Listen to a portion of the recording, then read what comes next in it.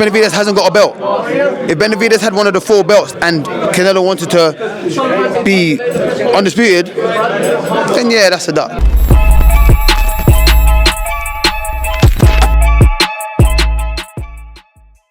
This is Jonathan Aguiar here for Pro Boxing Fans, joined by Too Sharp Denzel Bentley here at the weigh-in for your stablemate Chris Bourke, going for the British title again tomorrow night.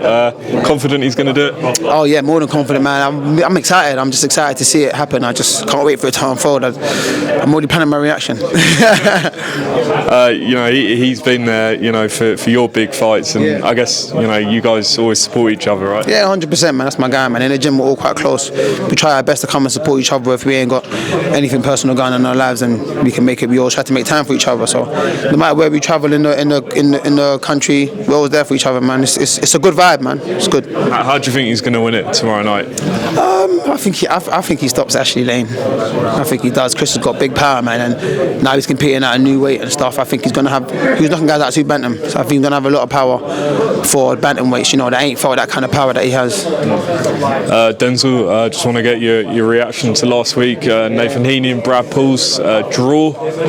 How did you think the fight went? I thought it was a good fight. I think early Heaney was kind of comfortable, still getting caught a little bit here and there, but he was quite comfortable, and then Brad just done well to put the pressure on coming in late, man. I think even in the last, I think it was the 10th round, he came back to his corner and his coach told him, yo, we need a stoppage, and he dug deep and went for it. You know what I mean, you got to give Heaney credit for standing up to them shots, because those are big shots. So his gum should come out like 3 times, so they were big shots, but he stayed on his feet, and that's probably what saved them, from a loss, because I think one knockdown, the scorecards would have changed, and that would all have been in Brad's favour. In terms of those two, do you think they're going to rematch, or do you think there's a way you could maybe get the Heaney rematch? You know what?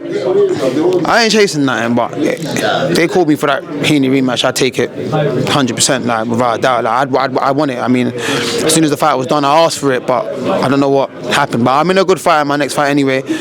So, if I don't get the rematch, I just got to show throughout the rest of my career that, that I could have beat that guy. But, I just watched that fight enjoying it. I wasn't watching that fight thinking, I wish I got this version. No, because I said it in the interview that this is going to be the best version of Heaney that you may ever see. You might not see him that good again. And I don't know, but if they get a rematch good on them, I think that'll be exciting. I think the public will be up for that. I think if Brad and Heaney got a rematch, I think that's something that the public will want to see.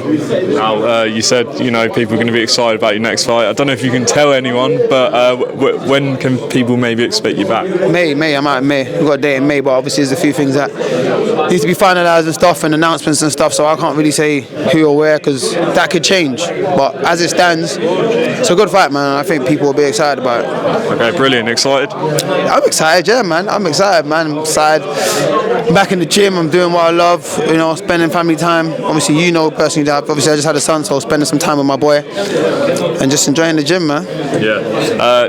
Just want to ask you, I haven't spoken to you since Joshua's win over in Ghana. Thoughts? I lost for words, man. That was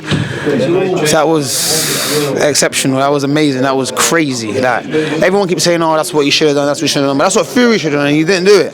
So then everyone started thinking Ngannou's a better fighter than he is. And he is a great fighter, but in his world. And I'm not saying he can't box, because he tried to box as a kid. MMA, the only difference is you're just using your hands. It's not that much of a difference, but he's still a fighter. It's not like he just fought someone like a YouTuber that comes from the background of not being able to fight, and they just start. He's been training. That's a physically fit man that's never been stopped. And AJ just knocked him out in 2 rounds, clean. The guy said he don't remember the last 2 knockdowns. That's crazy. That just shows the power he has. So I think that was an amazing performance.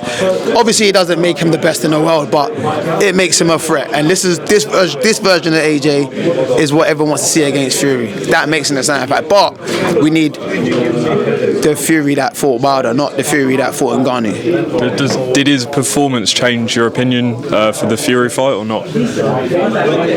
No, not really. I've always thought it would be a good fight, but I've always seen it as if we get the best version of AJ, it's always going to be a good fight, man. But Fury's still got some he's got a job at hand in Usyk, so we can't overlook that because Usyk can upset the party. We've seen him do that a couple of times. You know what I mean? So just looking forward to it, man. I'm looking forward to Fury and Usyk, and if Fury wins, I want to see Fury AJ, and then both of them can retire after that. Yeah. So you said you always think it's going to be a good fight. How do you think it breaks down? Is it, you know, Fury's on sort of his back foot, or do you think they both go for it? It's hard, man. I don't think Fury can push AJ back like he's pushing Wilder back.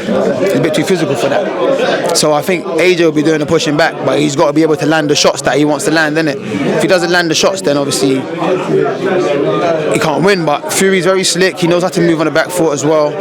And obviously recently he's been coming forward and leaning his body weight. He knows how to be aggressive. So it's a good fight, man. I don't know, man. And AJ's been boxing a lot more recently as well, rather than just coming forward and trying to pressure. He's been boxing a lot more. So I think we'll see a lot of the fight in the centre of the ring, neither of them being pushed back. But if someone's going to push anyone back, it'll be AJ pushing Fury back. Jake Paul's fighting Mike Tyson. We don't know if it's an exhibition, a real fight. What was your reaction when you heard that?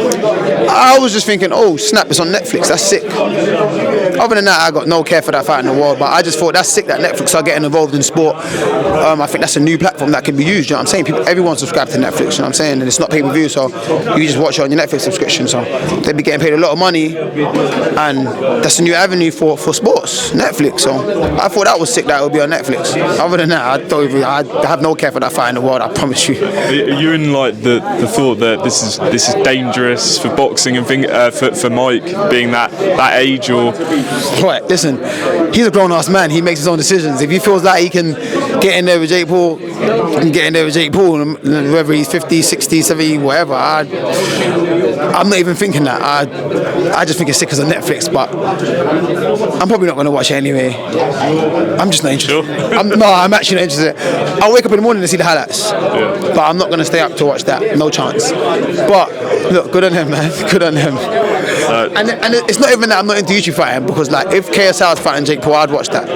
But this fight, I'm just not interested. And that's like with any fight, even in a professional boxing fight. If there was a fight I didn't like, I just wouldn't watch it. Two other things I want to ask you. Canelo, 2 days ago, said that he wants 150 million to fight Benavidez. Is that, you know, a duck, or is someone said sort of on social media maybe he's trying to get, you know, Saudi Arabia to pay for it? What do you think? Good on him, man. I don't think Canelo. I don't think he needs Saudi like that. Alright, cool. See that. I don't think he needs Saudi Arabia like that. Not in the sense that if they offered him, he wouldn't take it. I mean, if they offered him 150, 200, like he's asking, he's going to take it. But I don't think that's where his mind is at right now. But to call Canelo the duck is harsh, man. Like, that guy's record, you can look at it and split it into two careers, and they're both great careers. You know what I'm saying? So, like, that's a Hall of Fame career. You know what I'm saying? So he can fight who he wants to fight. He's the champion. Why does he need to fight David Benavidez? Because you want to see it. If Benavidez had the belt and he was talking about undisputed and he didn't want to fight Benavidez, then we can all talk. Benavidez is a great fight. We want to see it. I would love to see it. But if you don't want to take it because he feels there's nothing in it for him, then there's nothing in it for him. So I'm saying you can't call him a duck, man. He's beat all the greatest fighters in the world, or he's fought most of the greatest fighters in the world. Benavidez is a dangerous guy, and he's a big guy. That guy will be big at light heavyweight. You know what I'm saying? So it might be a bit dangerous, and you can call it a duck.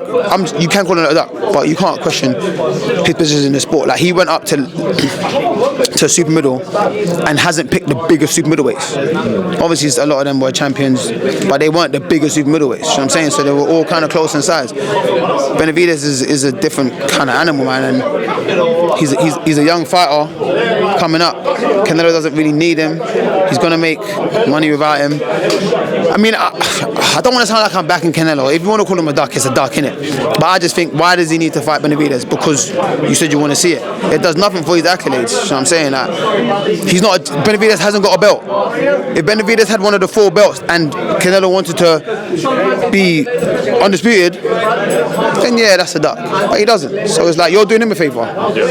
Just like at middleweight, if you want to to be undisputed and he didn't fight Demetrius Andre, that's a duck. Because you had a chance to be undisputed and you didn't. You skipped it. Do you know what I mean? I hope I'm making sense here.